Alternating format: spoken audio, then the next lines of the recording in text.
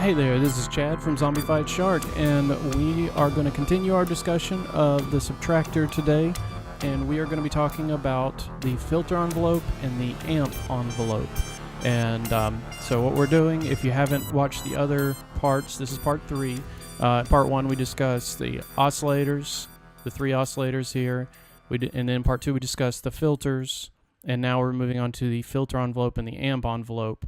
So hopefully you can build on all of these things very slowly, and you can kind of see how they all work together and get an understanding of what each part does independently, and hopefully you'll understand a little bit better about the whole by the time we're done. All right, so in the last tutorial, we played with these filters a little bit, and so we're going to set the frequency all the way up, set the resonance halfway on this, it's LP12, and then we're going to see what does this filter envelope actually do and how do we affect the sound. So as it is right now, it's basically an instant attack. As soon as you hit the note, the filter kicks in, and then there's a very quick decay on our frequency here, frequency and resonance, and then the sustain level is non-existent, and then when you release it, you're gonna it has another sweep, or it would if we had a long enough decay, but right now there is no really release at all on our wave, or next to none, so that you can hear that and so that's our decay right here. So now if you boost your attack, you can hear it kind of sweeps up, and you can actually hear the stages of the envelope. So it slowly sweeps up, and then you can kind of hear the filter, the frequency rather, move down to this, and then it sweeps down to this, and you don't really hear the release portion because, again, no, it's not long. The release isn't long enough. So if we boost this release on the amp, so you can just barely hear it there at the end. Okay, so attack, decay, sustain, release. So if we boost the sustain, then in theory, what should happen when we hold down the note is it should sweep up, then you should hear it sweep down, and then you should hear it sweep back up and hold at a higher frequency, and then we got our same release. So let's see if in practice that's what happens.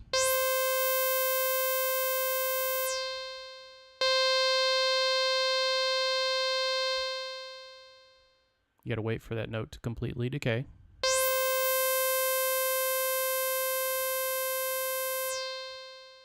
So, list difference. So there is definitely a frequency difference there. And you can hear it sweep down from here on the sustain down to the release. I think it's probably very quickly evident, like, this has a lot of power. You can change the character of the sound very quickly and easily just by playing with your filter envelope. And then the amount is how much does this filter envelope affect your oscillators. So let's turn on the other oscillator, and we'll just add some character here. And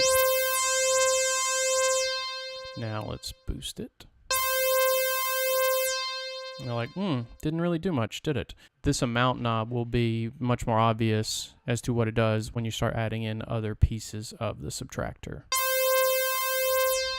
So real quickly, the amp envelope is pretty self-explanatory, and you can find another tutorial to explain ADSR.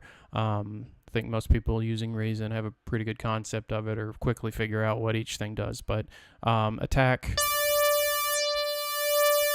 you know, you want a slow attack, ramp up, then mess with the A. That's what A stands for, attack. So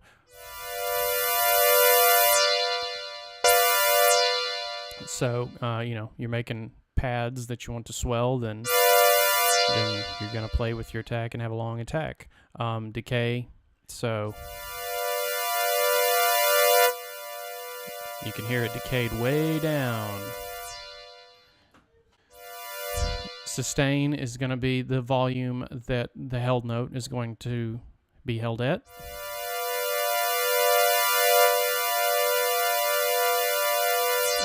You kind of heard it sweep down, and then it kind of down and up real quick, and then releases when you lift your finger off the note, or the note stops, the signal stops getting sent, the MIDI signal stops getting sent. How long does it take for it to fully decay? And this is another, I'm going to say, highly underrated slider, because you can get some amazing effects, or the simulation of some amazing effects, just by playing with this release. Like, you can create a patch that sounds like it has delay on it, even though it doesn't, by just having a long release and then playing with some of your other settings.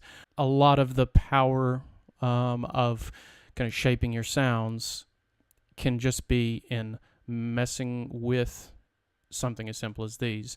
And it's worth mentioning real quickly that if you're making percussion sounds, then typically you want to have the attack all the way down, sustain all the way down, and then your decay and release, so that you can just tap the note and quickly get a sound. And so also if you're making arpeggiation sounds, then same thing. You take your sustain out entirely, have a little bit of decay, have a little bit of release, and there it is. We left out one part about the filter envelope. So what does this button do? Filter envelope invert. If you look closely at the symbol that's on there, it has an inverted ADSR envelope, kind of what the standard ADSR envelope looks like that you see everywhere, and it just is literally inverted the whole thing so that the attack goes from the top down and the decay goes from the bottom up, and sustain is the same. Then release, instead of going down, goes up. So when you hit that, that's what it's doing. It's flipping the filter envelope on its head. And this is another one that you can have a perfectly plain sound, and then you hit that button, and we almost made it into a percussion sound just by hitting that button. So that's a fun little button to play with, and easy to forget about, but man, is it powerful. When you're really like, I'm out of ideas, and this is a boring sound, and I hate everything that I'm creating today, and it's like, just hit that button. You never know what's going to happen. That's it. Filter envelope, amp envelope. Thanks for listening. Next time we are going to discuss the mod envelope. Stuff's starting to get crazy now, and it's going to get fun. So thanks for listening again. See you next time.